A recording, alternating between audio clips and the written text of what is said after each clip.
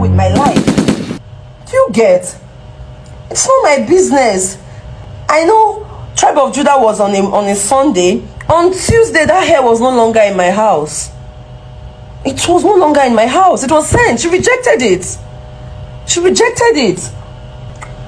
So, as for the Nigeria police, I'm sorry. I don't know how it's done.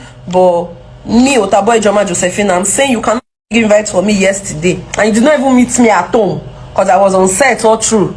I was shooting. You didn't meet me at home. And you're telling me to come to station today. Oh, that one will not work. Oh. Wahala don finally jam trailer on Phyna's matter. Hey my people, how una dey? It's your girl Cindy. I don carry another come drop for una. Una know say for this channel na ogbonge news I dey carry come undiluted as them dey cook am, na so I dey carry come give una.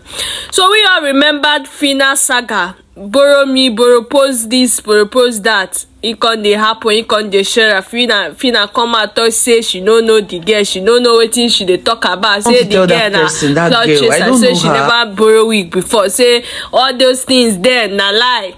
The same Phyna don come out again talk say that the whole hair issue was not her fault. Say na her stylist go borrow the wig.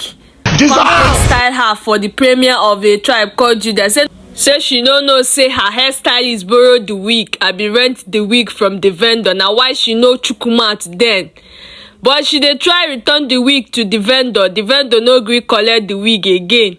Say make she kukuma come police station. They don't invite Phyna. Say the vendor say Phyna abeg come police station. Come answer your call for there. I no want the wig again. Come police station.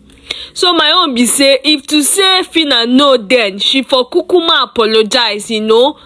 Tell the vendor beg. No be her fault say she borrow wig. Everybody they rent wig, especially these celebrities. You cannot be attending on all occasions and you just be buying wigs. Like your money will finish. So no be her fault.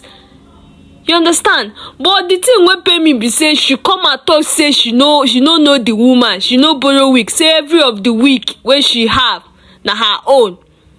You can't come and talk say you no know say they borrow the wig. Wig wey no be your own. How you take collect wig wey no be your own, come put am for your own head? It no make sense now.